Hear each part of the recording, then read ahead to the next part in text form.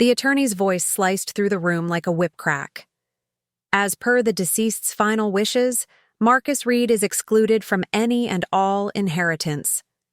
Just like that, no explanation, no apology, just those 9 words, and the future I'd carefully planned for my son crumbled before my eyes. We were sitting in the mahogany-paneled conference room of Blackwell Associates, the law firm my father had used for decades. The ceiling fan spun lazily overhead, the smell of furniture polish and old books filling the air like nothing was wrong, like this was just another day. But it wasn't. Not for us. My son Marcus had just stepped back into the room after taking a phone call. He stood quietly by the doorway, the weight of his grandfather's rejection visibly settling on his shoulders. He looked so composed despite everything, his tie still perfectly straight, his expression unreadable as my half-brothers snickered behind their hands. William, the oldest, leaned over to Thomas and whispered something that made them both smirk, in our direction. My stepmother, Vivian, merely dabbed at her eyes with a handkerchief that was still perfectly dry. Before we jump back in, tell us where you're tuning in from, and if this story touches you, make sure you're subscribed, because tomorrow I've saved something extra special for you. I felt the blood drain from my face. This couldn't be happening. Dad had promised. Just 3 months ago, he'd looked me in the eye and said Marcus would be taken care of. He's my only grandson, he'd said, the only one who ever gave a damn about the old man. Now here we were, and somehow, in the final version of his will, Marcus had been completely erased. There must be some mistake, I said, my voice sounding distant and hollow in my own ears. The attorney, Mr. Chambers, with his perfectly pressed suit and practiced sympathetic expression, merely shook his head. The will is quite clear, Ms. Reid. Your son is specifically excluded from inheriting any property, assets, or holdings from the estate. I'm afraid there's no room for interpretation. William laughed outright now. Did you really think Dad would leave anything to your bastard? He asked, not even bothering to lower his voice. He's not even a real Reid. The room spun. I grasped the edge of the conference table, the polished wood cool beneath my sweating palms. Marcus took 3 measured steps forward, his movements deliberate and calm. Too calm. That's when I noticed he was holding something in his hand. Not his phone as I'd assumed, but a small digital recorder. Actually, Marcus said, his voice steady as he placed the device in the center of the table. I think Grandpa would disagree with you on that. He pressed play, and suddenly, the room filled with my father's voice, raspy from the cancer that had taken him, but unmistakable in its authority. This is Richard Reid, sound mind, clear thoughts, the recording began. If you're hearing this, Marcus, it means they've done exactly what I warned you they might. They've cut you out. But I prepared for this. The safe behind my desk, the one only you know about, the combination is your birthday. Inside is the real will, the one these vultures don't know about, the one that tells the truth about everything. The silence that followed was absolute. Mr. Chambers had gone pale. Vivian's handkerchief had stopped mid-dab. William and Thomas sat frozen, their smug expressions replaced with something that looked very much like fear. And just like that, the power in the room shifted. Marcus didn't smile, didn't gloat. He simply stood there, my son, so much stronger than I had ever had to be, holding the truth that would change everything. I hadn't planned to bring Marcus to the reading. Honestly, I'd tried to protect him from this final rejection, but he'd insisted. I want to be there for you, Mom, he'd said. Besides, Grandpa asked me to come, said it was important.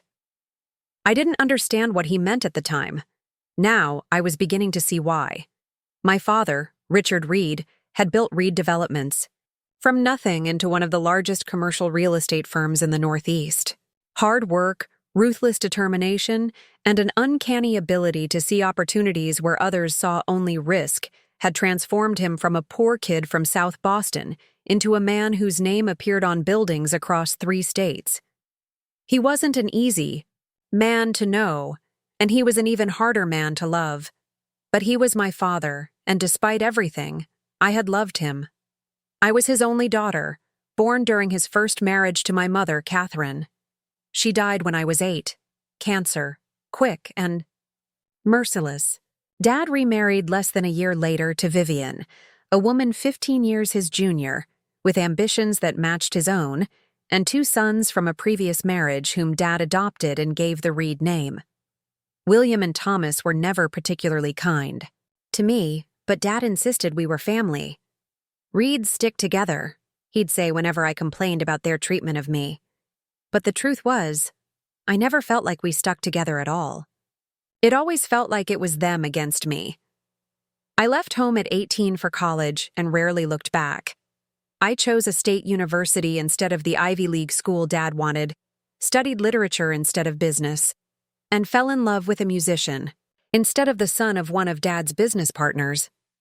David was everything Dad wasn't: gentle, creative, passionate about art rather than money.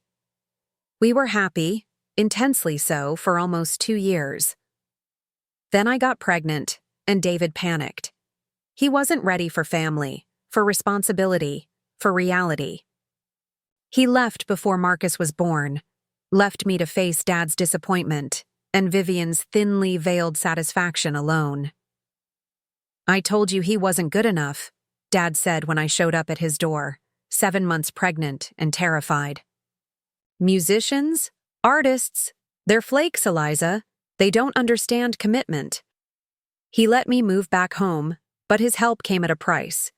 Every decision about Marcus became a negotiation. Every choice I made was scrutinized. The only time I saw genuine joy in Dad's eyes was when he was with Marcus. My son had a way about him, a quiet confidence, a sharp mind, and none of my rebellious streak.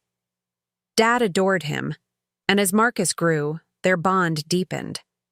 Preparing and narrating this story took us a lot of time, so if you are enjoying it, subscribe to our channel. It means a lot to us. Now back to the story. William and Thomas resented it, of course. They had given Dad 3 granddaughters between them, but no grandsons. "The Reid name dies with me," Thomas once complained at a family dinner. Dad had looked at Marcus, then just 10 years old, and said, "Not necessarily." It was the closest he'd ever come to acknowledging that despite everything, Marcus was his legacy.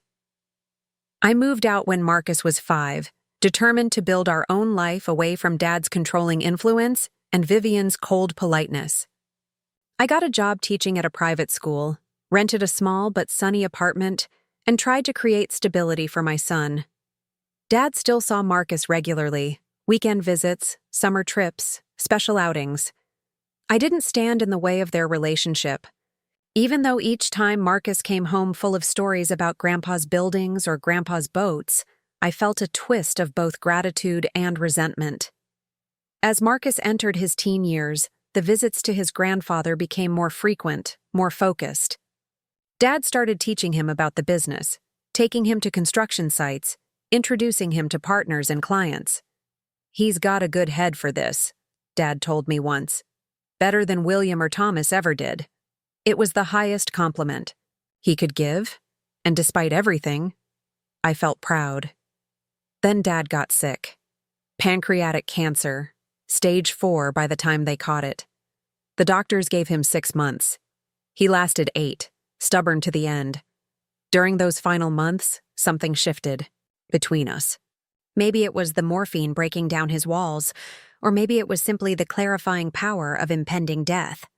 But he began to talk to me, really talk, for the first time in years. "I've made a lot of mistakes, Eliza," he said one afternoon, as we sat in his hospital room. Marcus was at school, and we were alone. "With your mother, with you, with the business. So many regrets." I didn't know what to say. This vulnerability was so foreign coming from him that it left me speechless. "But I'm proud of you," he continued, his voice raspy but determined.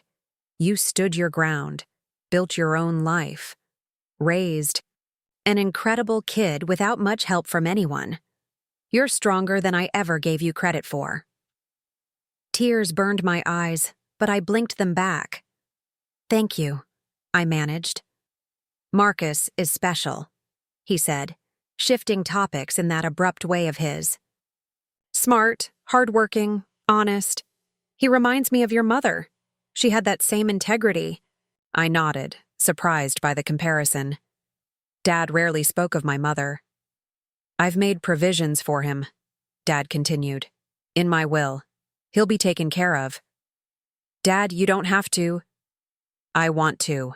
He cut me off. "He's my grandson. My blood. The only one who really gives a damn about the old man, not just the money." I should have pressed for details, should have asked him to clarify exactly what these provisions were, but I didn't. I trusted his word.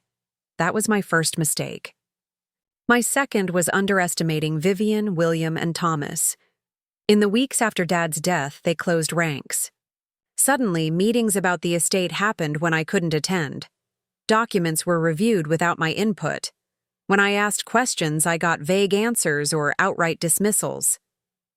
"It's all being handled according to your father's wishes," Vivian assured me with that tight smile that never reached her eyes. "The reading of the will is just a formality." I wanted to believe her. Needed to believe her. I was still processing my grief, navigating the complicated emotions that came with losing a father I'd both loved and struggled with my entire life. Fighting with Vivian seemed like an unnecessary battle. Marcus, however, wasn't so easily pacified. "Something's not right, Mom," he said one evening, about a week before the scheduled reading of the will. "I overheard William talking to that lawyer Chambers. They were discussing amendments to Grandpa's will." "That's not unusual," I said, though unease bloomed in my stomach. "Wills get updated all the time." "This was different," Marcus insisted. "William said something about making sure the problem was taken care of. Then he looked up and saw me and they stopped talking." I should have listened more carefully, should have asked more questions, should have prepared for the worst, but I didn't. I told Marcus not to worry, that everything would be fine. I assured him that his grandfather had promised to take care of him, and Richard Reid always kept his promises. Except, apparently, when he didn't, or when someone made sure he couldn't. The day of the will reading dawned bright and clear, one of those perfect spring days that feel like a gift after a long winter. Marcus was unusually quiet as we drove to the law office, his attention focused on his phone. "Everything okay?" I asked, glancing over at him. He nodded, not looking up. "Just reviewing some things Grandpa sent me." I didn't press. Marcus had always been private, thoughtful. He processed things in his own way, at his own pace. It was one of the qualities Dad had most appreciated about him. We arrived at Blackwell Associates 15 minutes early. The receptionist, young, polished, professionally sympathetic, led us to a waiting area and offered refreshments. Neither of us wanted anything. My stomach was too knotted with anxiety, with grief, with a growing sense that something was very wrong. Vivian, William, and Thomas arrived together, a unified front in expensive mourning clothes. Vivian nodded in my direction but didn't speak. William and Thomas didn't even bother with that small courtesy.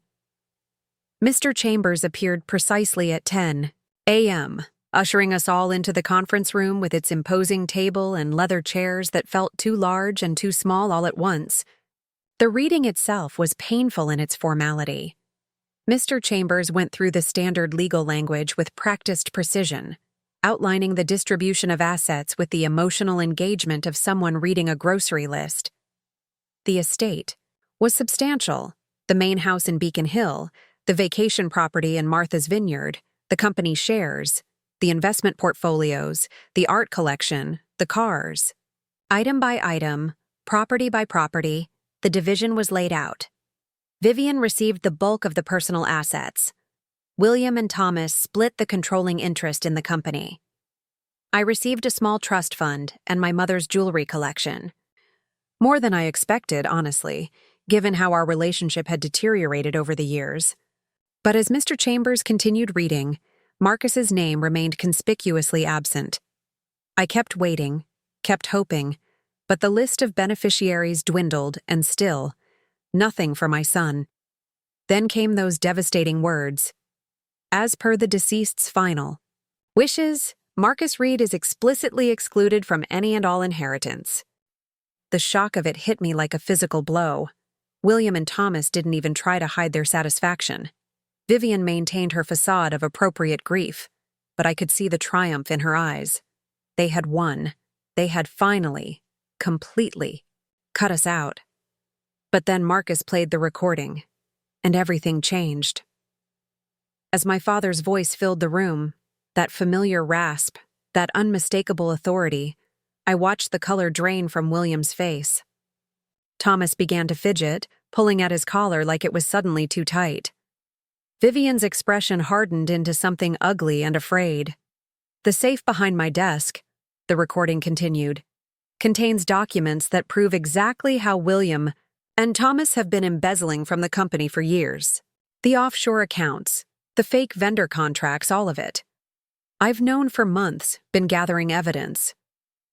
That's the real reason they've been trying to push me out of daily operations, claiming I was too sick to make decisions. They knew I was onto them. Mr. Chambers had stopped taking notes. He was staring at the recorder like it might explode. There's also a letter explaining how Vivian has been systematically isolating me from Eliza for years, lying to each of us about the other manufacturing conflicts.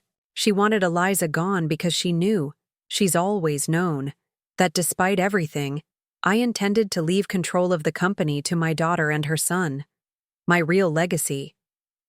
I couldn't breathe, couldn't think. This couldn't be happening. Marcus, my father's voice softened slightly. You're smart, cautious. That's why I trusted you with this instead of telling Eliza. Your mother leads with her heart. You lead with your head. You'll know what to do with this information. Protect her. Protect yourself. Protect what I built. You're a Reid, son. The best of us. The recording ended. Marcus reached over and calmly switched off the device. The silence that followed was deafening. This is absurd, William finally sputtered. Obviously a fake. Probably made it himself. Voice analysis will confirm it's Grandpa, Marcus replied quietly. And the evidence in the safe will speak for itself. What safe? Thomas demanded, a slight tremor in his voice betraying his panic. Dad never mentioned any safe. Marcus met his gaze steadily. The one behind his desk, the one he showed me last month when he asked me to help him organize some old files, the one with the combination that matches my birthday. Mr. Chambers cleared his throat. This is highly irregular.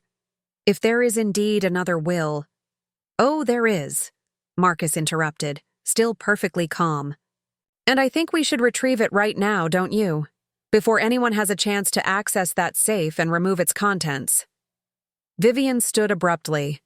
This is ridiculous. Richard was confused at the end, on medication. Whatever he may have, said or recorded, was perfectly lucid, Marcus finished for her, as his oncologist will attest, and as the timestamp on this recording will show, made just 2 weeks ago, when his mind was clear even if his body was failing. William lunged suddenly, reaching for the recorder. Marcus anticipated the move, smoothly sliding it out of reach and into his pocket. I have copies, he said simply. Multiple copies, stored in multiple locations. Grandpa suggested I be thorough. I found my voice at last. Marcus, why didn't you tell me? He turned to me, and for the first time, I saw uncertainty in his eyes. Grandpa made me promise not to. He said they would try to manipulate you, use your feelings against you. He wanted to protect you. I don't need protecting, I said automatically. A small, sad smile touched his lips. Mom, you've been protecting me my whole life. Maybe it was time someone protected you. Mr. Chambers stood, his professional demeanor reasserting itself. I suggest we adjourn this meeting and reconvene once we've had an opportunity to investigate these allegations. If there is indeed an alternative will, there is, Marcus said firmly. And we're going to retrieve it now. All of us. Together. He looked directly at William and Thomas. Unless you have some reason to object? The challenge hung in the air between them. For a moment, I thought William might actually lunge across the table again. Instead, he slumped back in his chair, defeat written in every line of his body. Fine, he muttered. Let's get this over with. And so we left Blackwell Associates, a strange procession of fractured family, to confront the truth my father had hidden and the legacy he had protected in the only way he knew how, with strategy, with foresight, and with trust in the Baal, grandson who had earned his respect in a way his own sons never had. As we walked to our cars, Marcus fell into step beside me. Are you okay? He asked quietly. I wasn't sure how to answer that. Was I okay? My father had kept secrets from me. Until the very end, my stepmother and stepbrothers had apparently been sabotaging my relationship with him for years. And my son had been carrying the weight of this knowledge alone for weeks. I don't know, I answered honestly. I think it's going to take some time to process all this. Marcus nodded, understanding as always. Grandpa said you might be angry when you found out. He said to tell you he was sorry for the secrecy but not for the decision. He said you'd understand what he meant. And strangely, I did. Richard Reid had always been a chess player, thinking several moves ahead. He'd identified the threat to his legacy, not just the financial legacy, but the moral one, and he'd placed his most valuable piece in the perfect position to protect it. That piece wasn't me, it was Marcus. Because despite everything, despite the years of distance and disagreement, he'd seen in my son what I'd always seen, a strength of character that couldn't be bought or bullied. As we reached our car, I paused, looking at my son in the bright spring sunshine. When had he grown so tall, so assured? When had he become this young man who could stand unflinching in the face of such hostility? I'm proud of you, I said simply, and I think your grandfather would be too. Marcus smiled then, a real smile that chased away the tension of the morning. He was proud of both of us, Mom. That's what he kept telling me at the end, that we were the best parts of the Reid legacy, not the buildings or the money, us. It wasn't forgiveness exactly that bloomed in my chest at those words. It was something more complicated, more nuanced. Understanding, perhaps. My father had been flawed, often difficult, sometimes distant. But in his final act, he had seen clearly what mattered most, and he had trusted us to carry it forward. Let's go get that will, I said, squaring my shoulders. And then let's find out exactly what else your grandfather left behind. The drive to my father's office building felt surreal, like moving through a dream where familiar landmarks suddenly take on new meaning. Reid Tower stood at the heart of the financial district, 48 stories of glass and steel stretching toward the sky like a monument to ambition. I'd avoided the place for years, finding excuses not to attend company functions or family dinners hosted in the penthouse suite. Now, as we pulled into the executive parking garage, those memories washed over me. The times I'd come here as a child, holding my father's hand, proud to be the daughter of the man whose name crowned the building. Marcus drove, his hands steady on the wheel, his expression focused. In the rearview mirror, I could see Vivian, William, and Thomas following in William's sleek black Mercedes. They hadn't spoken another word at the law office, just silently agreed to this procession of truth-seeking. Mr. Chambers had excused himself from joining us, citing other appointments, but he'd made it clear that whatever we discovered needed to be brought directly back to him for proper legal handling. How well do you know the building? I asked Marcus as we parked. Pretty well, he replied, turning off the engine. Grandpa gave me a full tour about 6 months ago. Introduced me to everyone, showed me all the departments, explained how everything fits together. Another revelation, my father preparing Marcus for a future I hadn't known he intended for him. How much else had I missed? How many moments of connection between them had occurred without my knowledge? He was really proud of it all, Marcus continued, perhaps sensing my thoughts. Not just the business success, but the people who worked for him. He knew everyone's names, Mom. The security guards, the maintenance staff, the cafeteria workers. He told me that was the secret. Remembering that buildings are just buildings. It's people who make or break a company. It sounded like my father, and yet not like him at all. The Richard Reid I knew had been demanding, sometimes harsh, always focused on results rather than relationships. Had he changed in his final years? Or had he simply shown different faces to different people? We rode the executive elevator in silence.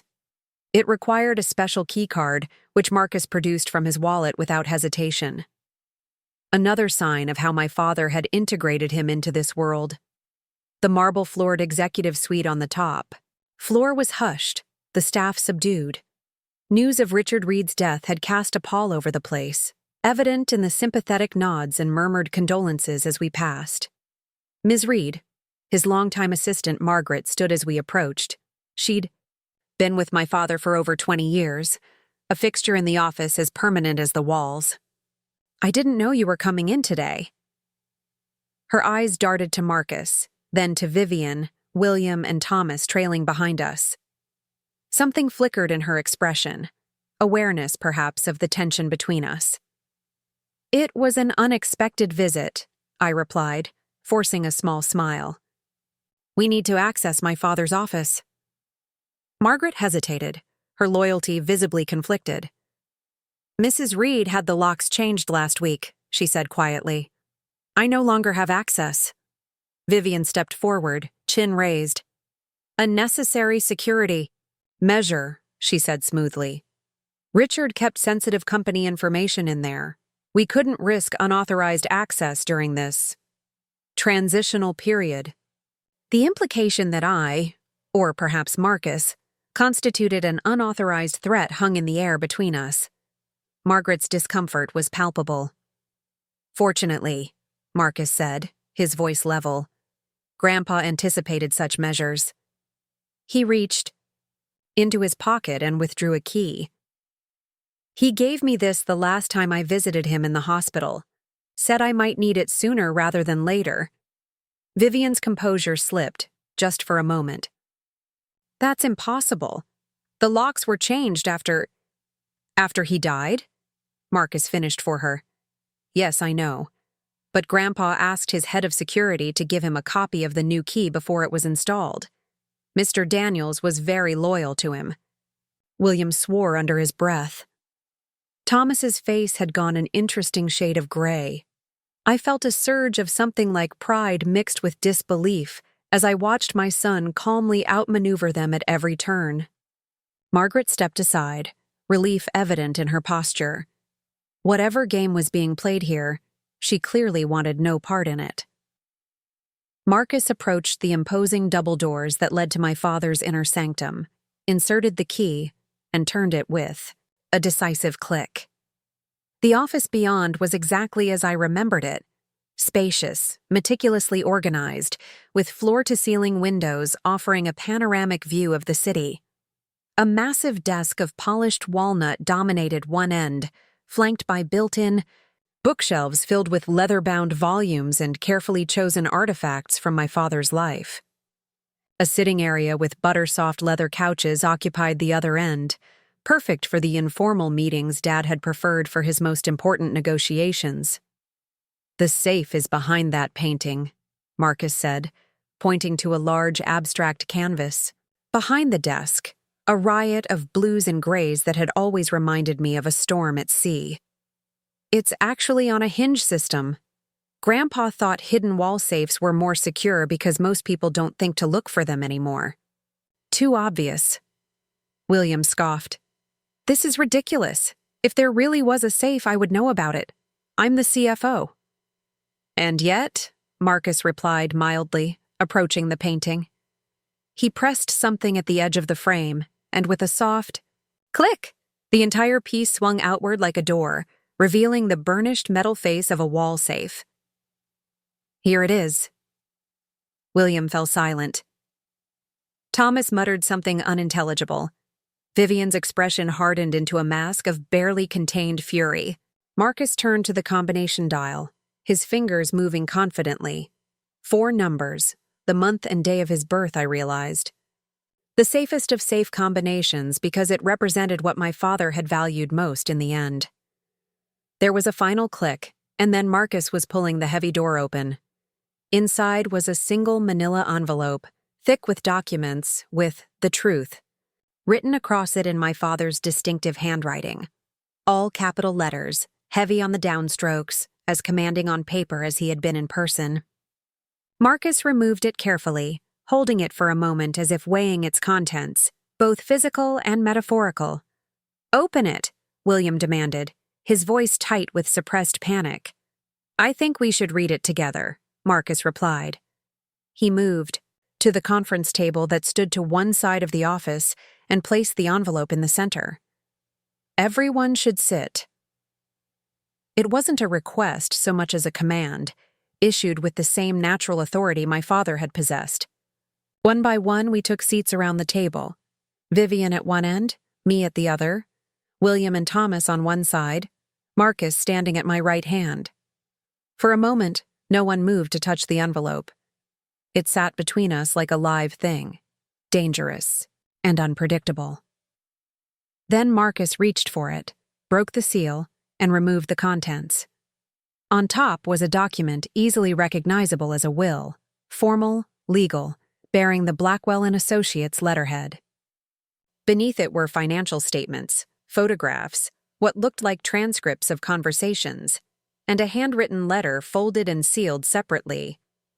"This appears to be the most recent version of Grandpa's will," Marcus said, picking up the calm, legal document. "Dated 2 weeks before his death, witnessed and notarized." He scanned the first page, then looked up. "It's very different from what Mr. Chambers read today." "Let me see that," William demanded, reaching across the table. "I'll read it," Marcus replied firmly, holding the document away from his uncle's grasping hand. "Since we all need to hear it together."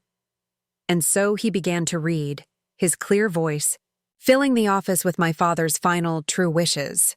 The differences were immediately apparent and staggering. Yes, Vivian received the Beacon Hill house and a generous allowance. My father had not been vindictive in that regard. But the controlling interest in Reid developments was split 3 ways: 40% to me, 30% to Marcus, and the remaining 30% divided between William and Thomas, with the stipulation that major decisions required majority approval from all shareholders. The Martha's Vineyard property came to me outright. Various personal possessions were distributed among all of us, with specific items of sentimental value carefully assigned. My mother's art collection, which Vivian had displayed for years but never appreciated, was to be donated to the museum where Mom had volunteered before her illness. Most shocking of all was the establishment of a separate foundation. The Catherine Reid Foundation for Arts Education, to be funded with 10% of the company's annual profits and overseen by Marcus once he completed his education. It was a tribute to my mother that I never would have expected from my father, an acknowledgement of her passion that he had seemed to dismiss during her lifetime. William interrupted repeatedly as Marcus read, each objection more desperate than the last. "This can't be legal." He wasn't in his right mind. "This would destroy the company structure." Marcus ignored him, continuing steadily through each provision, each bequest, each carefully considered decision. When he finally reached the end, the room fell silent once more. Thomas's head was in his hands. William looked like he might be sick. Vivian sat perfectly still, her expression unreadable. "There's more," Marcus said, setting down the will and picking up the financial documents. Detailed records of funds diverted from company accounts to offshore holdings in the Caymans. Wire transfers authorized by William and Thomas but never reported to the board. Falsified vendor contracts with kickbacks funneled through shell companies. He spread the papers across the table. Grandpa had the forensic accounting team investigating for months. They built a pretty compelling case. "This is a setup," William snarled, but the desperate edge in his voice betrayed him. Richard was paranoid at the end, seeing conspiracies everywhere. "Bank records don't lie," Marcus replied simply. "Neither do the timestamps on the security footage showing you accessing the financial systems after hours, or the emails between you discussing how to hide the transactions." He tapped another folder. "It's all here. Copies were sent to the company's outside counsel last week, with instructions to proceed with an internal investigation pending the outcome of today's meeting." Thomas broke first. "It was William's idea?" he blurted, ignoring his brother's look of betrayal. "All of it. I just went along because he said Dad would never notice, that the company could afford it, that we deserved more for all our work." "Shut up," William hissed. "No, you shut up," Thomas shot back, years of resentment suddenly boiling over. "You said it was foolproof. You said Dad was too sick to catch on. You said once he was gone, we'd control everything anyway, so it didn't matter." He turned to me, desperation in his eyes. "I didn't want to do it, Eliza. You have to believe me. It got out of hand. I didn't know what to say." The brother I'd grown up with, who'd pulled my hair and mocked my choices and made me feel unwelcome in my own home, was now looking at me like I held his fate in my hands. Perhaps I did. "How much?" I asked quietly. Marcus answered before either of them could. "Just over $12 million over the past 3 years. About 4% of the company's profits, siphoned off systematically in amounts small enough to stay below the automatic audit thresholds." The number hung in the air between us, staggering in its scale. $12 million stolen from the company my father had built, by the sons he had raised and trusted with its future. "And what about you?" I turned to Vivian, who had remained, suspiciously quiet. "What was your role in all this?" Her perfect composure finally cracked. "I knew nothing about their financial schemes," she said, her voice brittle. "But I won't apologize for protecting my son's interests. Richard was always going to favor you and your boy, always. No matter how hard William and Thomas worked, no matter how loyal they were never going to measure up to precious Eliza and her perfect little bastard." Marcus flinched almost, imperceptibly at the slur. I felt a surge of maternal rage that I tamped down with effort. "Is that why you tried to keep us apart? Why you told me he was too busy to take my calls? Told him I was too busy to visit?" "You abandoned him," Vivian snapped. "Ran off to build your little teaching career, your little independent life. You only came around when you needed money."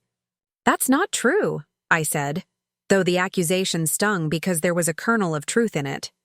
I had distanced myself, had limited our contact to protect my own heart from his criticism, my own life from his control. "Isn't it?" she challenged. "Where were you when he had his first heart scare 5 years ago? Where were you during the holidays when he sat staring at that photo of you as a child? You took his only biological grandson and kept him at arm's length? Because you made it impossible to be closer." The words burst from me, years of hurt finally finding voice. "Every time I reached out, you found a way to make me feel unwelcome. Every time I tried to bring Marcus around, you scheduled something with William's girls or Thomas's daughter instead. You created conflicts and then blamed me for not trying harder to resolve them." Vivian didn't deny it. She simply lifted her chin defiantly. "I protected my family." "We were your family too," I said, the realization washing over me with surprising force. That's what Dad wanted, for all of us to be family. Well, He failed, she replied coldly. And now you'll take everything, just like you always have. No one's taking anything, Marcus interjected, his calm voice cutting through the tension. The will is clear. Mom gets her share, you keep yours. William and Thomas will have to answer for the embezzlement, but the company structure remains intact. He paused, his expression thoughtful. Grandpa didn't want destruction. He wanted justice. There's a difference. William stood abruptly. This is absurd. I'm calling my attorney. I think that's wise, Marcus agreed, surprising all of us. You should have legal representation. The evidence is substantial, but there may be mitigating factors a good lawyer could argue. William blinked, clearly thrown by this reasonable response. He'd expected a fight, not compassion. Right, yes, I'll do that. He gathered his things hastily, avoiding everyone's eyes. Come on, Thomas, we need to go. Thomas hesitated, looking between his brother and me. I'm sorry, Eliza, he said quietly. For everything. I should have been a better brother. The simple apology caught me off guard. Before I could formulate a response, he was following William out the door, shoulders hunched like a man facing a firing squad. Vivian rose more slowly, her dignity somehow intact despite everything. This isn't over, she said, but the threat sounded hollow, a reflexive defense rather than a genuine warning. It could be, I found myself saying. If you wanted. We could try to find a way forward that honors what Dad really wanted, a family that functions together, even with our differences. She looked at me for a long moment, searching my face for insincerity or manipulation. Finding none, her expression softened almost imperceptibly. Perhaps, she allowed, but not today. And then she too was gone, leaving Marcus and me alone, in my father's office with the remnants of his final truths spread across the conference table. I exhaled slowly, feeling the tension drain from my body, leaving me oddly hollow. That was. I shook my head, words failing me. Intense? Marcus suggested, the faintest smile touching his lips. To put it mildly. I looked around the office, seeing it with new eyes, not just as the seat of my father's power, but as the place where he had worked and dreamed and built something lasting. Something he had wanted us to share. I can't believe he did all this. The investigation, the secret will, trusting you with it all. He knew they might try something, Marcus said, gathering the documents carefully. He told me that William had been making moves to consolidate power for months, questioning his decisions, suggesting to the board that the cancer treatments were affecting his judgment. And you kept this all to yourself? I couldn't keep the hint of hurt from my voice. You didn't think I should know? Marcus looked at me directly, his expression serious. He made me promise, Mom, said if you knew, you might confront them, before everything was in place. That William would destroy the evidence if he felt threatened too soon. He hesitated. And I think he wanted to protect you from having to choose sides until it was absolutely necessary. I'm not sure if that was kind or controlling, I admitted. Probably both, Marcus replied with a small, sad smile. He was complicated. I laughed softly, surprising myself. That might be the understatement of the century. I reached across the table and squeezed his hand. You handled that brilliantly, you know. I was impressed. He ducked his head slightly, uncomfortable with the praise. I just did what he asked me to do. Followed the plan. No. I shook my head. You did more than that. You were calm, fair, even compassionate when you could have been vindictive. That wasn't your grandfather's influence. That was all you. He shrugged, but I could see he was pleased. We sat in companionable silence for a moment, the weight of the day settling around us. Through the windows, the city stretched out in all directions, going about its business, unaware of the small drama of truth and consequence that had just played out above it. "There's one more thing," Marcus said finally. He picked up the sealed letter that had been at the bottom of the stack. "This is for you, just you." He was very specific about that. I took the envelope, feeling its weight in my hand. My name was written on the front in my father's handwriting. Not Eliza or Ms. Reid, but my daughter. The two words simultaneously formal and achingly intimate. "Do you want me to give you some privacy?" Marcus asked quietly. I considered it, then shook my head. "No. Stay. Whatever he had to say, I think I'd like you to hear it too." With fingers that trembled slightly, I broke the seal and unfolded the letter. My father's writing filled the page, strong and certain even in his final weeks. "My daughter," it began. "If you're reading this, then Marcus has done exactly as I asked, and the truth has finally come to light. I owe you an explanation, and more than that, an apology. When your mother died, I thought I lost everything worth loving in this world. Catherine was my compass, my heart.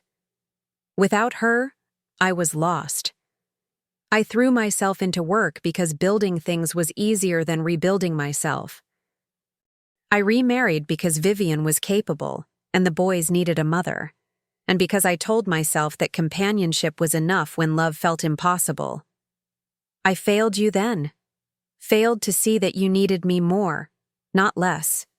Failed to protect you from Vivian's resentment and the boys' jealousy. Failed to tell you every day that you were the best part of Catherine and me, the most precious thing we created together. Instead, I criticized. I controlled.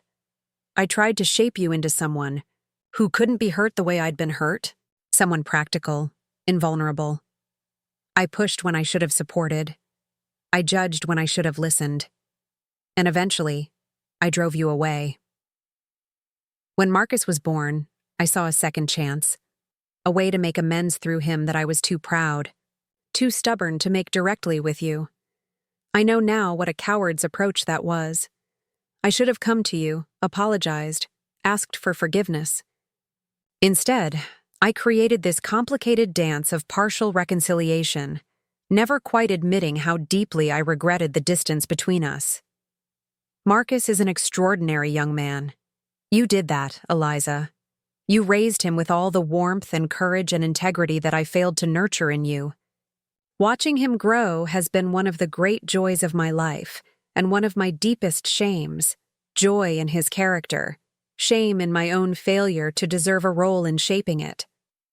The company was always meant for both of you, not because of obligation or bloodlines, but because you both embody the values it was built on: hard work, integrity, vision. William and Thomas see only the power and prestige it brings. You and Marcus see the responsibility, the legacy beyond money. I hope that, with the ugliness exposed and the truth acknowledged, you might find a way to preserve what's worth keeping in this family. Not for my sake, I've forfeited any right to make such requests, but for your own, for Marcus, for the future that stretches beyond all of us. I love you, my daughter.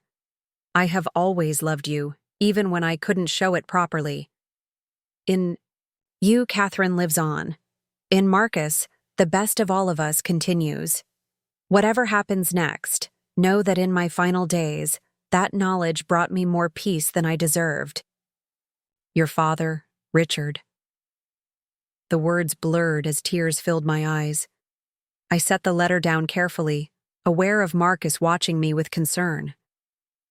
Are you okay? He asked softly.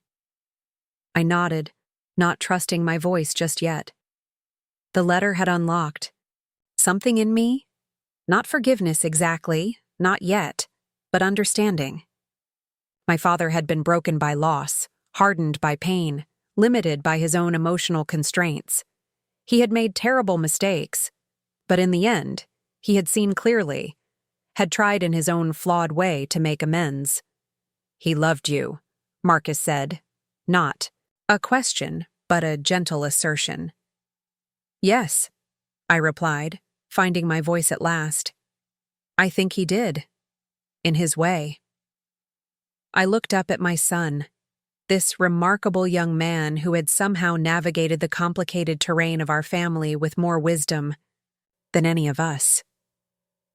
"Thank you for being his confidant when I couldn't be, for carrying this burden, for handling today with such grace." He shrugged again, that small, modest gesture so at odds with the strength he'd shown. "Family is complicated," he said simply. "But it's still family." In that moment, sitting in my father's office with my son, surrounded by the evidence of betrayal and the promise of a new beginning, I felt something shift inside me. A letting go of old resentments, a cautious embrace of new possibilities. The legacy my father left wasn't just Reid Developments, with its gleaming buildings and impressive portfolio. It wasn't even the truth he'd carefully documented and preserved. It was this: the chance to rebuild, to reclaim, to recognize that even the most fractured family stories could find new chapters, new meanings. I folded the letter carefully and placed it in my bag. "Let's take these documents to Mr. Chambers," I said, standing. "And then, maybe we could get lunch? Just the two of us?" Marcus smiled, a real smile that lightened his entire face. "I'd like that." As we gathered the papers and prepared to leave the office, I paused for one last look around. My father's presence lingered here, in the carefully chosen artwork, the precisely arranged desk, the commanding view. But for the first time, I didn't feel diminished by it. Instead, I felt ready to step into the space he'd left, not to become him, but to take what was valuable from his legacy and make it my own. "Ready?" Marcus asked, holding the door. I nodded, stepping forward into whatever came next. "Ready." 3 months after the revelation at my father's office, I stood at the entrance to Reid Tower with a peculiar feeling of both belonging and alienation. The morning sun glinted off the glass facade, casting fractured light across the plaza, where people hurried to start their workday. A young woman in a crisp suit nodded respectfully as she passed. "Good morning, Ms. Reid." I returned her greeting, still adjusting to being recognized here, to having a place in this world my father built. Marcus had offered to accompany me, but this was something I needed to do alone. Today marked my first official board meeting as co-chair of Reid Developments. After weeks of legal proceedings, investigations, and negotiations, we had reached a settlement that preserved the company while addressing the betrayals that had nearly torn it apart. William had resigned in disgrace. The evidence against him was irrefutable, but in a decision that had surprised everyone, especially William. Himself, Marcus and I had chosen not to press criminal charges. Instead, we'd negotiated a repayment plan, a formal separation from the company, and a requirement that he receive counseling for the gambling addiction that had apparently fueled his desperation for funds. It wasn't forgiveness exactly, but it was a choice to prioritize healing over punishment. Thomas had been more complicated. His role in the embezzlement had been secondary, his remorse seemingly genuine. After much deliberation, we'd offered him a path to redemption, a demoted position within the company, a 3-year probationary period, financial restitution, and regular oversight of his work. He'd accepted with a humility I wouldn't have thought possible from the brother who had once mocked my every decision. Vivian had retreated to the Martha's Vineyard house, ironically the property she'd expected to inherit, but that had instead come to me. I'd offered to let her stay there for 6 months while she decided what she wanted for her future. Our relationship remained fragile, tense, but there was a new honesty between us that felt like a tentative first step toward something, if not warm, at least less openly hostile. The elevator whispered me upward to the executive floor. Margaret greeted me with a smile that held both respect and curiosity. She'd been a witness to the Reid family drama for decades. Now she was watching its transformation unfold. "The conference room is ready, Ms. Reid. Coffee and pastries are set up as you requested." "Thank you, Margaret. And please call me Eliza." It was a small thing, this invitation to familiarity, but it felt important, a signal that I intended to lead differently than my father had. I checked my watch. 30 minutes before the board would arrive. I'd come early deliberately, wanting time to center myself in this space that still held so many complicated memories. Impulsively, I turned toward my father's office. My office. Now, though, I'd been reluctant to claim it. The room had been cleaned and organized but remained largely unchanged. The imposing desk still dominated one end, the sitting area the other. The abstract painting concealing the safe had been rehung, though the safe itself now stood empty, its secrets already revealed. I ran my fingers along the edge of the desk, remembering how my father used to sit here, larger than life, so certain of his place in the world. "I'm trying, Dad," I said softly to the empty room. "I'm not doing it your way, but I'm trying." A soft knock at the door interrupted my thoughts. I turned, expecting Margaret, but instead found Thomas hovering uncertainly at the threshold. "I didn't know you'd be here early," he said, taking half a step back. "I can come back later." "No, it's fine." I gestured him in, curious about what had brought him to my office before the meeting. "Did you need something?" He entered cautiously, like someone approaching an unpredictable animal. The past months had changed him visibly. The cocky arrogance replaced by a watchful humility, the designer suit swapped for more modest attire. He'd lost weight, and a touch of gray had appeared at his temples that hadn't been there before. "I wanted to give you this," he said, extending a folder. "It's the completed audit of the Richardson property development. All the financials, the environmental assessments, the community impact statements. Everything's in order, triple-checked. I thought you might want to review it before we discuss it in the meeting." I took the folder, noting the meticulous organization of its contents. This was the project Thomas had been assigned as part of his probation, a smaller development than he'd previously managed, but significant enough to demonstrate his capabilities. From a quick glance, I could see he'd approached it with unprecedented thoroughness. "Thank you," I said, setting it on the desk. "I appreciate the advance review." He nodded, then hesitated, clearly wanting to say more, but unsure of his welcome. We'd maintained a strictly professional relationship during the transition, our interactions limited to company business. It was easier that way, less emotionally complicated. "Was there something else?" I prompted when the silence stretched. "Too long?" "Yes," he said, then seemed to gather his courage. "I wanted to apologize. Again. More thoroughly than I did that day in the office." "Thomas, please," he interrupted. "Let me say this. I've been rehearsing it for weeks." I nodded, curious despite myself. "I was awful to you growing up," he began, his voice steady but quiet. "William took the lead, but I followed willingly. I was jealous of the way Dad looked at you sometimes, like you were a puzzle he couldn't solve but wanted to. I never got those looks. He just expected me to fall in line with William, to be the good soldier." He paced a few steps, hands in his pockets. "When you left, when you built your own life away from all this, I resented that too. Your freedom, your choices. Even when those choices made things harder for you, they were still yours." He stopped, looking out the window at the city below. "I let that resentment justify terrible behavior. I let William convince me that taking from the company was our right, that Dad owed us for our loyalty.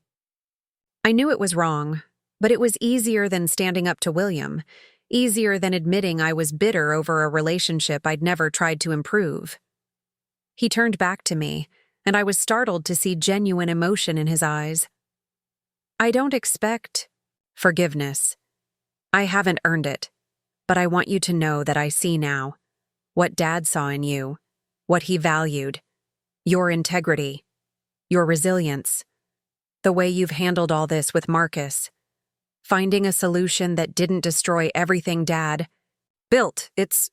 He struggled for the word admirable. The compliment was unexpected, awkward, but seemingly sincere. I wasn't sure how to respond. Part of me wanted to dismiss it, to maintain the protective distance I'd cultivated over years of disappointment. But another part recognized the courage it had taken him to speak these words, to acknowledge his failures so directly. "Thank you for saying that," I finally replied. "It means something, coming from you?" He nodded, apparently having said what he came to say. "I should let you prepare for the meeting. The Richardson project details are all there. If you have any questions, I'll let you know," I finished for him. As he turned to leave, I found myself adding, "Thomas, I hope you know I want you to succeed in this new role. I'm not looking for reasons to push you out." He paused at the doorway, surprise flickering across his face. "I'm starting to believe that," he said quietly. "Thank you." And then he was gone, leaving me with the folder and a strange, unexpected sense of something shifting between us. Not friendship, not yet, but perhaps the beginning of a different kind of relationship than the one we'd known before. I had just finished reviewing Thomas's surprisingly thorough report when Margaret appeared to announce that the board members were arriving. I gathered my materials, took a deep breath, and headed to the conference room, where the future of Reid developments would begin to take shape under my co-leadership. The meeting itself was both more and less daunting than I'd anticipated. The board members, mostly longtime associates of my father, were cautiously respectful, clearly reserving judgment on whether Richard Reid's daughter was up to the task of helping to lead his company. I didn't blame them. Despite growing up in my father's shadow, I deliberately distanced myself from his business world. Now, I was asking these experienced professionals to trust my vision, my judgment, my ability to learn what I didn't already know. What I lacked in industry-specific knowledge, however, I made up for in preparation. I'd spent the past 3 months immersing myself in every aspect of Reid developments, its history, its current projects, its financial position, its personnel. I'd worked with Marcus to develop a forward-looking strategy that honored my father's legacy while updating practices that had grown outdated or problematic. I'd met with department heads, visited construction sites, reviewed contracts. I'd leveraged my background in education to create a more comprehensive training program for employees at all levels. As I presented our vision to the board, a balanced approach that prioritized sustainable development, community engagement, and long-term growth over quick profits, I felt a surprising sense of confidence. These weren't my father's words, or his strategies. They were mine, informed by his achievements but shaped by my own values, my own understanding of what the company could become. The discussion that followed was robust, occasionally challenging but never dismissive.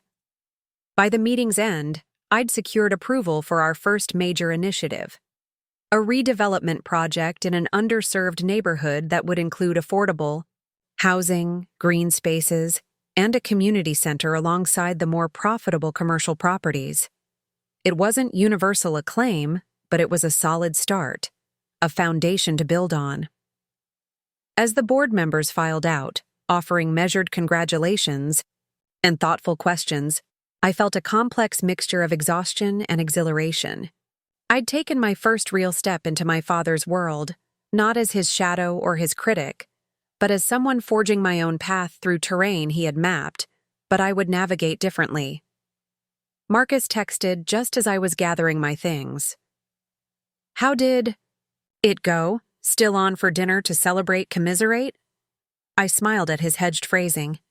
"It went well," I typed back. "Definitely celebration dinner. Meet at Giovanni's at 7? His response came immediately. "Perfect. Mom, I'm proud of you. Grandpa would be too." The simple words brought unexpected tears to my eyes. Whatever Richard Reid might have thought of my approach to his company, I wanted to believe that he would have respected my commitment to doing it thoroughly, to making it my own while preserving what mattered most. I had just stepped out of the conference room when I nearly collided with Vivian. She was immaculately dressed as always, her posture perfect, her expression unreadable.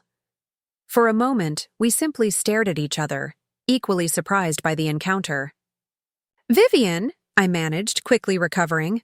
"I didn't know you were in the building." "I had some personal items to collect," she replied, her tone neutral. "Thomas mentioned the board meeting was today. I thought it best to come when business was being conducted elsewhere." I nodded, understanding her desire to avoid awkwardness. We hadn't spoken directly since that day in my father's office. Our communication had been handled through lawyers and intermediaries, civil but distant. "I hear it went well," she said unexpectedly. "The meeting." I blinked, surprised by both her knowledge and her apparent interest. "Yes, it did. Better than I expected, actually." She nodded, a strange expression crossing her face. Not quite approval, but not the resentment I'd grown accustomed to, either. "Richard would have enjoyed watching you take command of a room." The observation caught me off guard. It wasn't exactly a compliment, but it wasn't the cutting remark I might have anticipated either. Before I could formulate a response, she continued, "I'm leaving next week, permanently. I've purchased a house in Charleston." She delivered this information matter-of-factly, as if discussing a minor change in schedule rather than a significant life decision. "Charleston? That's quite a change." I'd always associated Vivian with Boston, with its old money sensibilities and conservative values. The idea of her in the more relaxed southern city was surprisingly difficult to imagine. "I have a sister there," she explained. "We haven't been close for years, but—" She trailed off, then squared her shoulders. "It seems an appropriate time for new beginnings. For everyone." I recognized the olive branch for what it was. Not an apology exactly, but an acknowledgement that the past was behind us, that we were all moving into different chapters. "I wish you well there," I said sincerely. "It's a beautiful city." She nodded, apparently having reached the limit of the pleasantries she'd prepared. But as she moved to continue down the hallway, she paused once more. "You didn't have to let me stay at the Vineyard House these past months," she said. "That was generous." "It seemed the right thing to do," I replied simply. "Yes, well," she smoothed an invisible wrinkle from her jacket. "You've handled everything with more grace than most would have managed, given the circumstances. I wanted to acknowledge that before I left." Coming from Vivian, this was tantamount to effusive praise. I accepted it with a small nod. "Safe travels, Vivian." "Goodbye, Eliza." And with that, she continued down the hallway, her heels clicking. Against the marble floor, her back straight, her gaze forward. I watched her go. This woman who had been such a complicated presence in my life, never a mother figure, rarely an ally, often an adversary, but ultimately just another person, navigating her own fears and failings as best she could. The encounter left me thoughtful as I made my way back to my office. So much had changed in such a short time. Relationships reconfigured, power redistributed, old wounds, if not healed, at least acknowledged. And through it all, Marcus had been my constant, my confidant, my partner in navigating the complex legacy my father had left us. I had just reached my office when my phone rang, the school where I still taught part-time while transitioning into my role at Reid Developments. The principal's name flashed on the screen. "Linda, hi," I answered, settling behind my desk. "Is everything okay with Tuesday's class?" "Everything's fine," she assured me. "Better than fine, actually. That's why I'm calling. The school board reviewed your proposal for the expanded arts education program, and they've approved it. Full funding, starting next semester." "Are you serious?" I nearly dropped the phone in my excitement. This was a project I'd been developing for over a year. A comprehensive curriculum that integrated arts education across all subject areas, making it accessible to every student regardless of their academic track. It had been inspired by my mother's belief that art wasn't a luxury, but a fundamental way of understanding the world. Completely serious, Linda confirmed, her own enthusiasm evident. They were particularly impressed by the community partnership component. Having Reid Development's pledge matching funds for the facility renovations was apparently very persuasive. I smiled, remembering the evening I'd presented that particular idea to Marcus.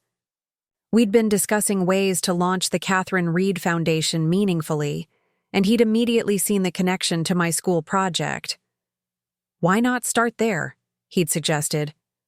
It's already important to you. It's in line with the foundation's mission, and it creates a tangible impact right away. That's wonderful news, Linda. I can't wait to get started on the implementation phase. We'll need to schedule some planning meetings, she said. I know you're juggling a lot with the new position at your father's company. Are you sure you can manage both? It was a fair question, one I'd been asking myself repeatedly over the past months. The easy path would have been to choose one or the other, the corporate leadership role or the teaching position I'd built over years.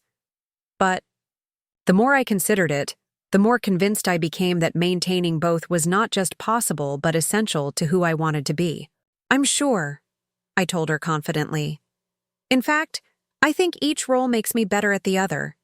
Teaching keeps me connected to what matters, to real people and their needs. And my work at Reid gives me resources and influence to make a broader impact. They're complementary, not competitive. After finishing the call with Linda, I sat for a moment in my father's chair, my chair now, and looked out at the city stretching below. Somewhere out there was the school where I taught, the apartment where Marcus and I had built our life together, the community that would benefit from the Catherine Reid Foundation's first major initiative. And here, in this tower of glass and steel, was the legacy my father had created, now transformed by truth and time into something that could be mine as well, on my own terms. My phone buzzed with a text from Marcus. Just heard from Linda. Congratulations on the arts program approval. Double celebration tonight. I smiled, typing back. Thank you for believing it could work, both the program and all of this. His response was immediate and perfectly Marcus in its simplicity. It was always possible. You just needed to believe it too. And he was right. The past 3 months had been challenging, exhausting, occasionally heartbreaking as we'd navigated the aftermath of my father's revelations. There had been difficult conversations with lawyers, with board members, with William and Thomas, and Vivian. There had been nights when I'd questioned whether I could really bridge these two worlds, the creative, nurturing environment of education and the high-stakes, results-driven realm of corporate development. But through it all, a new understanding had emerged, of my father, of myself, of what it meant to honor a legacy while transforming it. Richard Reid had built an empire with determination and vision, but also with rigidity and sometimes ruthlessness. I could acknowledge his achievements without replicating his methods. I could take what he'd created and infuse it with the values I'd cultivated in my own life: compassion, creativity, collaboration. As I gathered my things to leave for the day, I paused at the office doorway, looking back at the space that had intimidated me for so long. It was just a room now, impressive certainly, but no longer imbued with the power to make me feel inadequate. My father's ghost no longer loomed here. Instead, there was just the quiet potential of what this office, this company, this legacy could become in my hands, in Marcus's hands, in the hands of those who would come after us. I closed the door behind me, nodding goodbye to Margaret as I passed her desk. Outside, the late afternoon sun gilded the city in warm light. I had a few hours before meeting Marcus for dinner, enough time to stop by the school and review the arts program documents, to begin the exciting work of bringing that long-held dream to life. As I stepped out of Reid Tower, I felt a sense of balance that had eluded me for much of my life. I wasn't just Richard Reid's daughter anymore, defined by either emulation of or rebellion against his shadow. I wasn't just Marcus's mother, though that role remained one of my greatest joys and accomplishments. I was Eliza Reid, educator and executive, daughter and mother, inheritor and innovator. I was a woman building bridges between worlds that had seemed irreconcilable, finding strength in their connection rather than conflict. The inheritance Marcus had secured that day at the will reading had turned out to be so much more than money or property or company shares. It had been the truth that set us free from old patterns, old resentments, old limitations. It had been the opportunity to reclaim relationships that had seemed beyond repair. It had been the chance to redefine success on our own terms, to honor the past while reimagining the future. As I walked through the busy streets toward my car, I found myself thinking of my father's letter, of his acknowledgement that he had failed but also loved, that he had made mistakes but also created something worth preserving. There was wisdom in that honesty, in that willingness to see both the flaws and the value in what he had built. It was a legacy more valuable than buildings or bank accounts, the recognition that our greatest achievements are also works in progress, evolving, even beyond our time. I texted Marcus once more before driving away.